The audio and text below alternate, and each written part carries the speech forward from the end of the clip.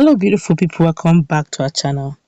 For a while now, the governors of southern parts of Nigeria have been a bit calm in their spoken words, not trying to heat up the polity. But right now, the governor of Biafra state have decided to change the whole scenario and is ready to do the needful, as he's even bringing it on hot to the northern youth. Before we go into the newspaper to find out exactly what it is that is going on in Niger Delta that is making the amiable Bayelsa governor not to keep news, we'd like you to subscribe to our channel by clicking on the red subscribe button. Beside it, you will see bell notification icon. Please go ahead, click on it to get notified as soon as we update our channel on YouTube. Well, Governor of Bayelsa State, Senator Joe Yediri, has taken a sweep at the Arewa consultative youth movement, describing them as the most ignorant of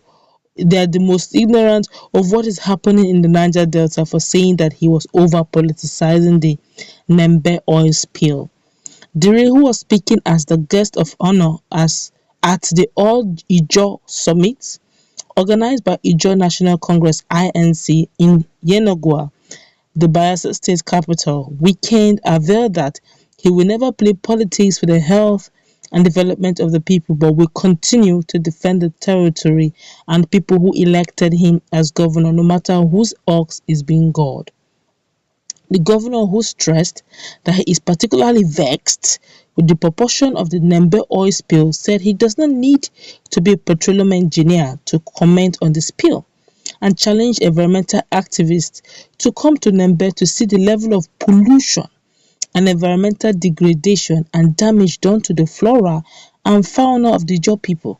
He warned that no one should take the hospitality of the Ijaw nation for granted or doubt the determination of the state government to protect the sanctity of the communities and the livelihood of the people, adding that the people and state will not swallow this flame in the name of decorum. His words: "I laughed this morning when my attention was drawn that Arewa youth are opposing my statements and my views. I laughed at it, but for me, they are not only opposing me, they are opposing Bayelsa State and the Ijaw nation. I have never played politics with the health of our people. I've never played politics with the development of our people. And if Arewa youth think that what I said is to over-politicize the situation in Nembe, then I want to believe that Nigeria and indeed Arewa youth are the most ignorant people of what is happening in Niger Delta. Merely presupposing that the governor is a petroleum engineer. I don't need to be a petroleum engineer to defend my people. If they have forgotten that our own president of the country is not also a petroleum engineer, he's the president of Nigeria. That I am only a political scientist, yes, I accept. A political scientist and an educationist, and I have been elected to defend the territory and people of Bayelsa State. On the heels of very recent conference of political parties, what has been tagged as COP26, I was in Scotland, United Kingdom, to represent Bayelsa State, and in that event, that is already a global action to curb pollution. There's already a global action to curb pollution. And recently in UK, as I said, we will remain particularly vexed with what is happening in Nembe, and that is why I will not stop to call on all environmental activists to come on to Nembe to see the level of pollution and environmental damage done to the flora and fauna of the Ijaw people. Whereas we appreciate the oil and gas sector, current, continuing in future importance to our country, there should be no doubt about our own commitment to stop the impunity that threatens the present and undermine the future survival of our people. No one should take our hospitality for granted or doubt our determination to protect the sanctity of our communities and indeed the livelihood of our people. We will not swallow this flame in the name of decorum." He commended the INC for providing a touch to eliminate the part of the Ijaw people under the present circumstances in the country, noting that all is not well in the country. He stated further, "For too long we have only operated a pseudo-federalism. In reality, what we have in our country today is a unitary system of governance and dressed in borrowed robes of federalism. We cannot procrastinate in returning the terms of engagement where the regions or states expropriate their own resources and pay taxes to the center. More and more, we are creating a caste where the categorization of subordinate and subordinate is entrenched. Not surprising, state and ethnic nationalities are increasingly clamoring for self-determination, or even in outright cases, secession that is in very extreme cases. I am proposing without insisting that the idea and ideal situation will be the devolution rather of powers from the center to the state, such that the federal government will be responsible with the issue of currency, foreign policy, national security, common commands in the military, appointment of ambassadors, and any other matter that have common bearing on all states.